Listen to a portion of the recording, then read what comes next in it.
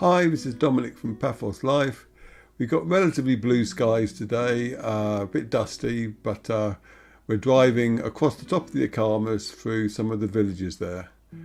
So let's have a look at the map to see where we're going. Right, there's the whole area, and we're starting off at Pano Arodes and going through Kato Arodes, and from there we're driving up to the village of Ineia. Then we're going to be turning right and heading through Droushia, and finally we'll rejoin the Akamas to Paphos road.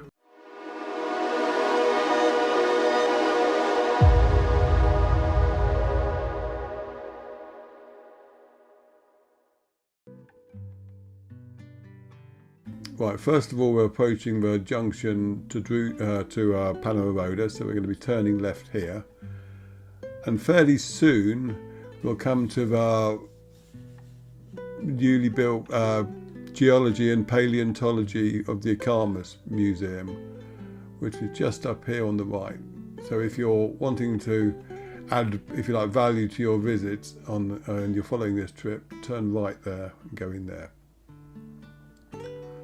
Now we're driving through Pano Arodes.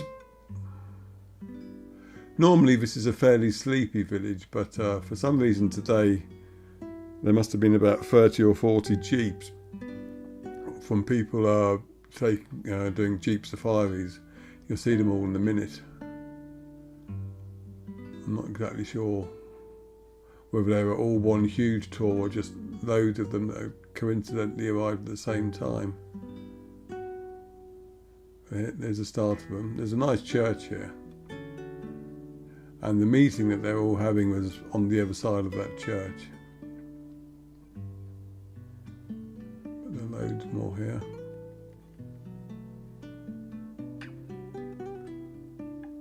And if you'd gone left there, there'd be even more jeeps. So no idea what that was about, but there you go. There's not a lot with regards to shops, etc. around here. I mean, there is a tiny little supermarket in Pano Arodes. I'm not sure whether what its opening times are though. But we're now leaving that and going to Kato Arodes.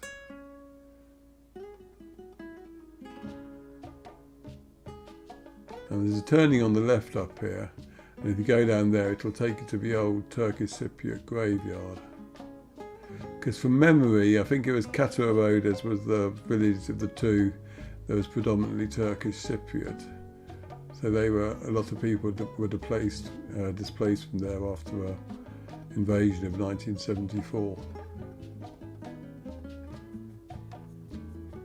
And a lot of the buildings here may seem deserted if you visit, but they are often used as summer homes or winter places for hunters. So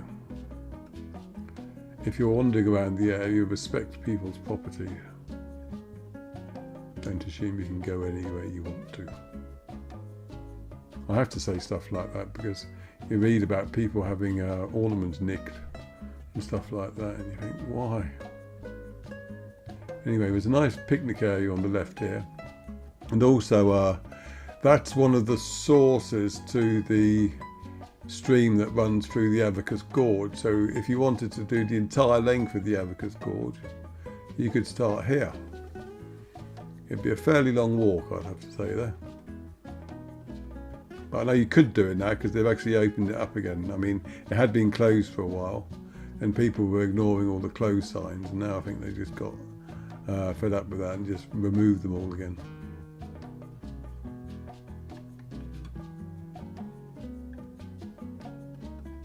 Very nice countryside around here.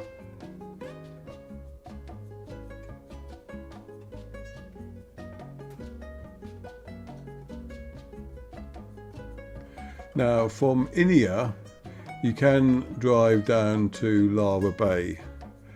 I'm being a bit cautious when I say this because I do know that as part of the road improvements of the Akamas, they've been working on that route because already it was one of the better routes where if you've got a regular car, that's the way you want to go. So I'm not entirely sure as to the correct route you need to take. The last time I checked, it was just beyond Ineia, and there was still a fairly bumpy dirt track. But by now, I mean, that was about a year ago, it might have changed it. That's something I need to investigate, actually. It'd be a useful little film, I think. And we're just coming into Ineia itself now. That's had a lot of renovation work done on it in the last few years. The second road trip ebook goes through here, goes through Arodes as well. It doesn't do Droushia, it carries on up ahead and onto Androushia. I think the reason I didn't do Droushia was twofold, partly because Droushia, as I said, it's got a very winding road. I think each time I go through Droushia I take a different route. It's that kind of place.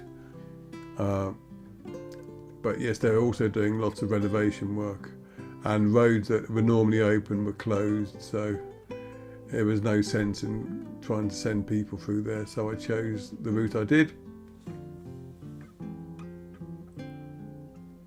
But I really need to update the second one, I guess, as well, because it doesn't mention the Turtle Museum or the Geology Museum that we've just been through, past. But all this is basically newly renovated and looking very nice now. There's a tiny little chapel there, and if you'd gone left there, it goes down to another little chapel and the water feature. It's a nice walk. But this is the centre of Ineia now, and there's a seating and picnic area on the left. I think there's a little open air theatre on the left as well, and there's a very interesting art shop on the right, which one day I'll have to pop into. And the road I was saying to Lara Bay would be on the left, well, if that's actually reopened yet, but we're turning right into Droushia now.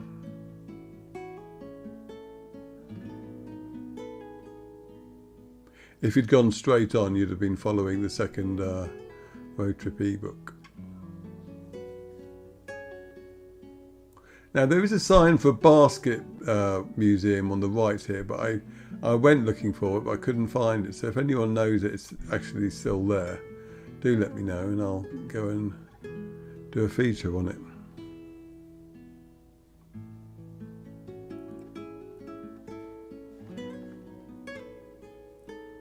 I can hear one of our cats in the background getting up to mischief. I'll have to go and check on him in a minute, but I'll see if I can finish the film first.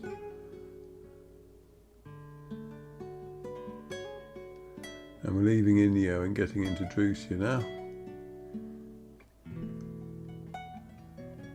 It's a lovely part of Cyprus though up here. And the countryside around Droushia, a lot of it reminds me of places like Dartmoor as well. So if you're living here and you're feeling homesick for the UK, go and explore. Anyway, somewhere up here on the left will be the turning for the Rural Life Museum. I think it's just there. And of all the museums, I think that's the most, what's the word I'm looking for? Accomplished, I guess. I mean, they're all worth seeing. I mean, and the good thing about them is they're so close together, you can do them all in like a morning easily. And now I'm going to pick one of several possible routes to get through the centre of Droushia itself.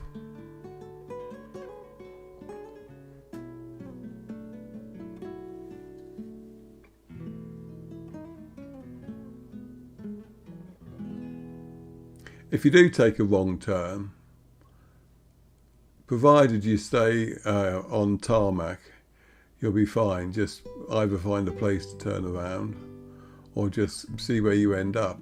If it goes off tarmac and turns into a dirt track though, unless you've got decent wheels, you're probably better off just immediately doubling back and coming back the way you came. Because otherwise you might end up in a middle of a field somewhere.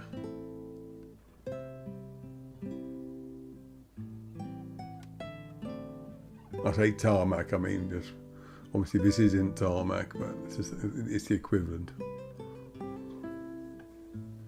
It's a very pretty village, I'm sure you'll agree. There's several taverns dotted around. Very certain this chap's lost.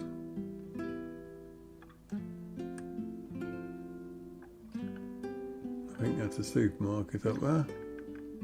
Oh no, it's a cafe.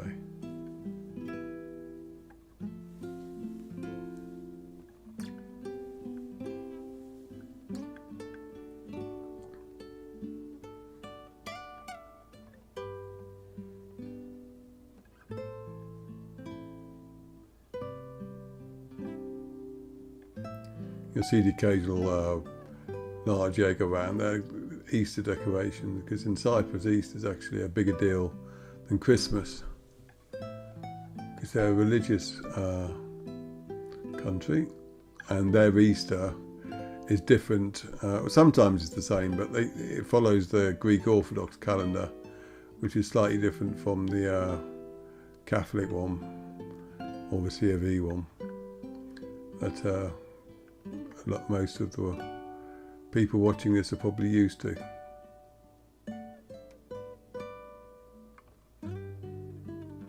I could bore you with the details as to why it's different, but because I did actually look it up once. But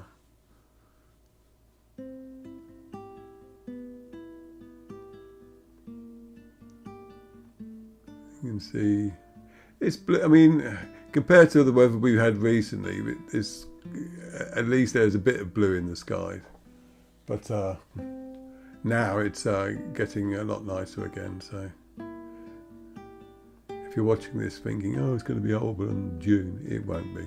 It'll be a lot bluer and clearer then. So we're driving back down to the main road that we came off a while ago. And there will be a separate film showing the route from the main road down into Paphos. But because I never make these films to be too long, I'm going to finish when we get to a junction. And remember, if you like our content, please do subscribe to our YouTube channel, as it really does help YouTube promote us. And if you want to help us financially, then go to our paphoslife.com/coffee page, and you can either send us coffee or click on one of the affiliate links. Another way you can help us and yourself is by getting one of our road trip ebooks. And if you like this film, I would recommend you getting the second one, which goes from Paphos to Paphos via a lot of this route, and also takes in Aphrodite's baths, and on the way back goes through places like Phaletra and up the B7. So it's a good day out, and it's only $2.50 on Amazon. There are others available as well, so check them out. Anyway, thanks for watching, and in the next film we continue this route down into Paphos, so stay tuned for that, and we'll see you.